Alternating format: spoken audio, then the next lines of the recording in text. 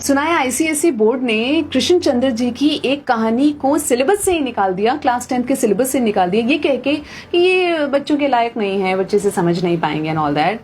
और ये भी सुना है कि असली वजह है कि हमारे कुछ सियासतदान, हमारे कुछ पॉलिटिशियंस, नेता, उन्हें इस कहानी से थोड़ा डर लग रहा है। क्या है इस कहानी में जिससे उन्हें इतना डर लग रहा है? ये तो तब पता चलेगा जब कहानी पढ़ी जाएगी। सिलेबस से तो निकल गई है, अब पढ़ने में और भी ज्यादा मजा आएगा। जामुन का पेड़, कृष्णचंद्र जी, 1961 में उसे पद्म भूषण से नवाजा गया था। कहानी कुछ ऐसी है। रात को बड़ी जोर का अंधड़ चला। सेक्रेटेरिएट के लॉन में जामुन का एक पेड़ गिर पड़ा। सुबह जब माली ने देखा तो उसे मालूम हुआ कि पेड़ के नीचे एक आदमी दबा पड़ा है। माली दौड़ा दौड़ा चपरासी के पास गया, चपरासी दौड़ा दौड़ा क्लर्क के पास गया, क्लर्क दौड़ा दौड़ा सुपरिटेंडेंट के पास गया, सुपरिटेंडेंट दौड़ा दौड़ा बाहर लॉन में आया।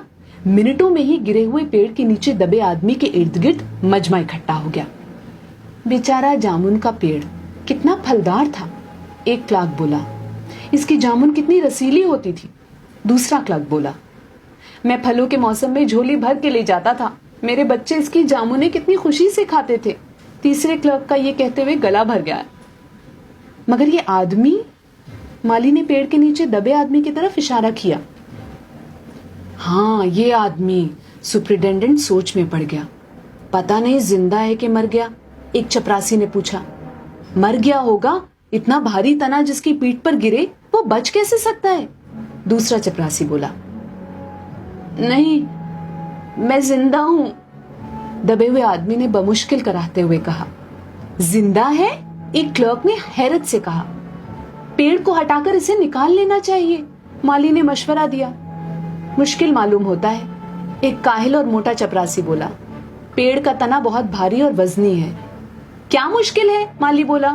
अगर सुपरिटेंडेंट साहब हुक्म दें तो अभी 15-20 माली, चपरासी और क्लर्क जोर लगा के पेड़ के नीचे दबे आदमी को निकाल सकते हैं। माली ठीक कहता है, बहुत से क्लर्क एक साथ बोले। लगाओ जोर, हम तैयार हैं। एकदम बहुत से लोग पेड़ को काटने पर तैयार हो गए।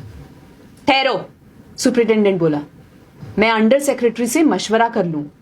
सुपरिटेंडेंट अंडर सेक्रेटरी के पास गया, अंडर सेक्रेटरी डेप्यूटी सेक्रेटरी के पास गया, डेप्यूटी सेक्रेटरी जॉइंट सेक्रेटरी के पास गया, जॉइंट सेक्रेटरी चीफ सेक्रेटरी के पास गया, चीफ सेक्रेटरी ने जॉइंट सेक्रेटरी से कुछ कहा, जॉइंट सेक्रेटरी ने डेप्यूटी सेक्रेटरी से कुछ कहा, डेप्यूटी सेक्रेटरी ने अंडर सेक्रेटरी से कुछ कहा।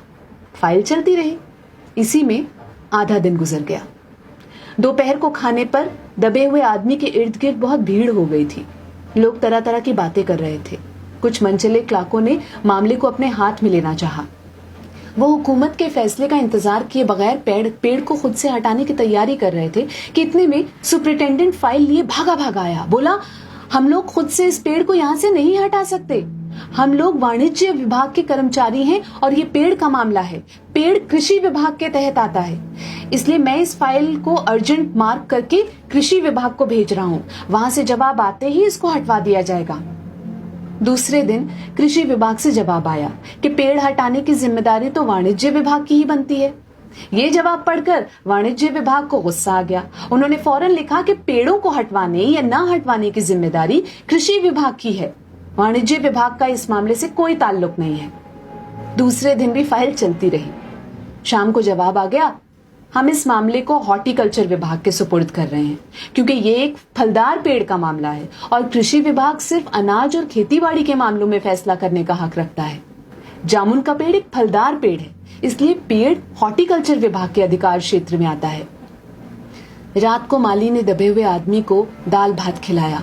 हालांकि लॉन के चारों तरफ पुलिस का पहरा था कि कहीं लोग कानून को अपने हाथ में लेकर पेड़ को खुद से हटवाने की कोशिश न करें, मगर एक पुलिस कांस्टेबल को रहम आ गया और उसने माली को दबे हुए आदमी को खाना खिलाने की इजाजत दे दी।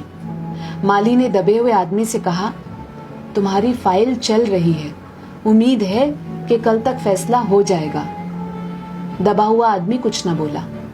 माली ने पेड़ के तने को गौर से देखकर कहा, अच्छा है तना तुम्हारे कूल्हे पर गिरा, अगर कमर पर गिरता तो रीढ़ की हड्डी टूट जाती। दबा हुआ आदमी फिर भी कुछ न बोला। माली ने फिर कहा, तुम्हारा यहाँ कोई वारिस हो तो मुझे उसका अता पता बताओ, मैं उसे खबर देने की कोशिश करूंगा।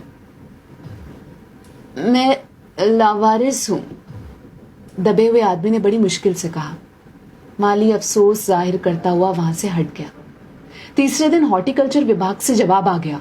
बड़ा कड़ा जवाब लिखा गया था, काफी आलोचना के साथ। उससे हॉर्टिकल्चर विभाग का सेक्रेटरी साहित्यिक मिजाज का आदमी मालूम होता था। उसने लिखा था, हैरत है इस समय जब पेड़ उगाओ स्कीम बड़े पैमाने पर चल रही है, हमारे मुल्क में ऐसे सरकारी अफसर मौजूद हैं जो पेड़ काटने की सलाह दे रहे हैं, वो भी एक फलदार पेड़ को, और वो भी जामुन के पेड़ को, जिसका फल जनता बड़े चाव से खाती है। हमारा विभाग किसी भी हालत में इस फलदार पेड़ को काटने की इजाजत नहीं दे सकता। अब क्या किया जाए? एक मंचले ने कहा, अगर पेड़ नहीं काटा जा सकता तो इस आदमी को काट कर निकाल लिया जाए। ये देखिए, उस आदमी ने इशारा से बताया। अगर इस आदमी को बीच में से यानी धड़ की जगह से काटा जाए तो आधा आदमी इधर से निकल आएगा और आधा आदमी उधर से बाहर आ जाएगा, और पेड़ भी वहीं का वहीं रहेगा। मगर इस तरह से तो मैं मर जाऊंगा, दबे हुए आदमी ने एतराज किया।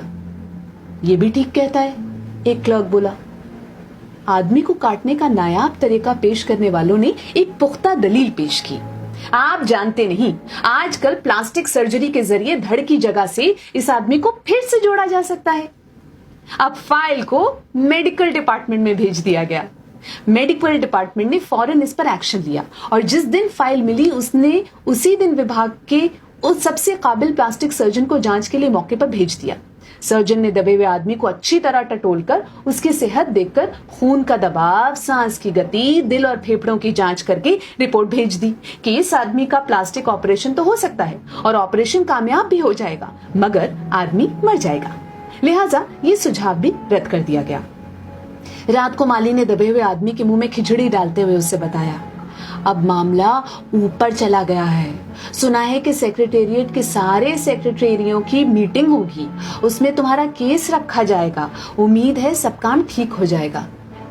दबा हुआ आदमी एक आह भरकर आहिस्ता से बोला, हमने माना कि तगाफुल न करोगे, लेकिन खाक हो जाएंगे हम तुमको खबर होने तक। माली ने अचंभे से मुंह में उंगली दबाई, हैरत से बोला, क्या तुम शायर हो? दबे हुए आदमी ने आहिस्ता से सर हिला दिया। दूसरे दिन माली ने चपरासी को बताया, चपरासी ने क्लर्क को और क्लर्क ने हेड क्लर्क को।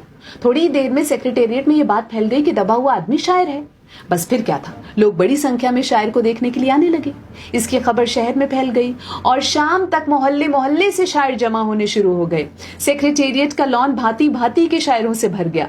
सेक्रेटेरिएट के कई क्लर्क और अंडर सेक्रेटरी तक, जिन्हें अदब और शायर से लगाव था, रुक गए। कुछ शायर दबे हुए आदमी को अपनी गजलें सुनाने लगे। कई क्लर्क अपनी गजलों पर उनसे सलाह मशवरा मांगने लगे।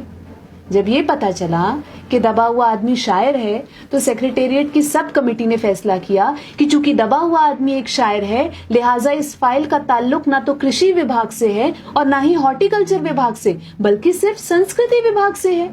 अब संस्कृति विभाग से गुजारिश की गई कि वो जल्द से जल्द इस मामले में फैसला करें और इस बदनसीब शायर को इस पेड़ के नीचे से रिहाई दिलवाई जाए।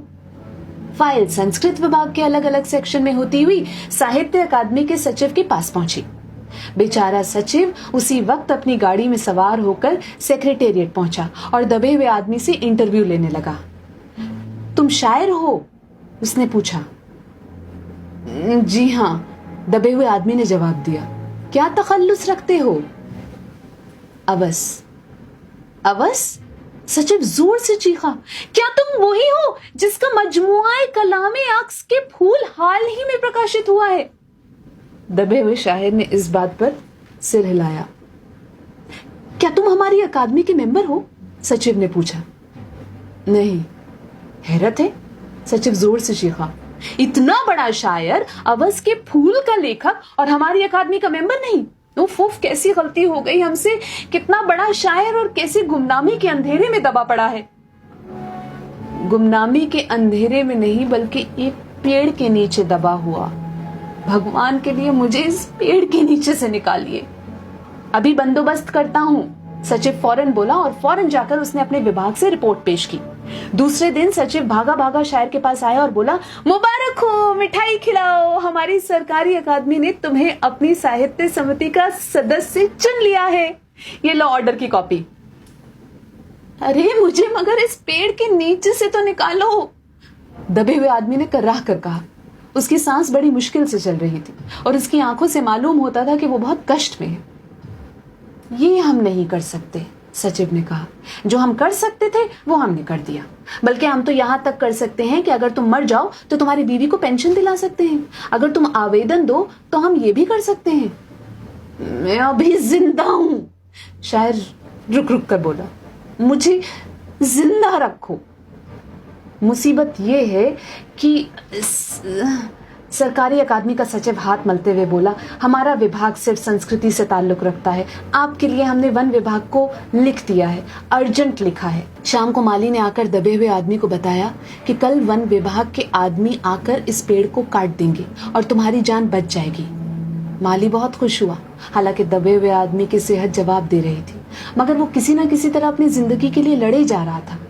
कल तक सुबह तक किसी न किसी तरह उसे जिंदा रहना है।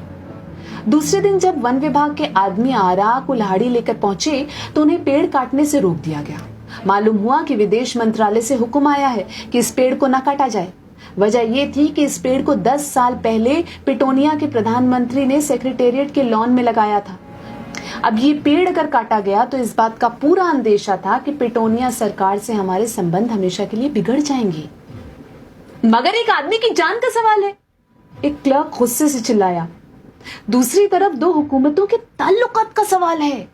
दूसरे क्लर्क ने पहले क्लर्क को समझाया, और ये भी तो समझ लो कि पिटोनिया सरकार हमारी सरकार को कितनी मदद देती है। क्या हम इनकी दोस्ती की खातिर एक आदमी की जिंदगी को भी कुर्बान नहीं कर सकते? शायर को मर जाना चाहिए? बिल्कुल। अंडर सेक्रेटरी ने सुपरिटेंडेंट को बताया। आज सुबह प्रधानमंत्री दौरे से वापस आ गए हैं। आज 4 बजे विदेश मंत्रालय इस पेड़ की फाइल उनके सामने पेश करेगा। वो जो फैसला देंगे वही सबको मंजूर होगा। शाम 4 बजे खुद सुपरिटेंडेंट शायर की फाइल लेकर उसके पास आया। सुनते हो? आती है खुशी से फाइल लहराते हुए चिल्लाया। प्रधानमंत्री ने पेड़ को काटने का हुक्म दे दिया है और इस मामले की सारी अंतर्राष्ट्रीय जिम्मेदारी अपने सर ले ली है। कल ये पेड़ काट दिया जाएगा और तुम इस मुसीबत से छुटकारा पालोगे। सुनते हो? आज तुम्हारी फाइल मुकम्मल हो गई। सुपरिटेंडेंट ने शायर के बाजू को हिलाकर कहा। मगर शायर का हाथ सर्द था, ठंडा पड़ चुका था। आंखों की पुतलियां बेजान थी और चींटियों की एक लंबी कतार उसके मुंह में जा रही थी। उसकी जिंदगी की फाइल मुकम्मल हो चुकी थी। अब इस कहानी से क्या एतराज है,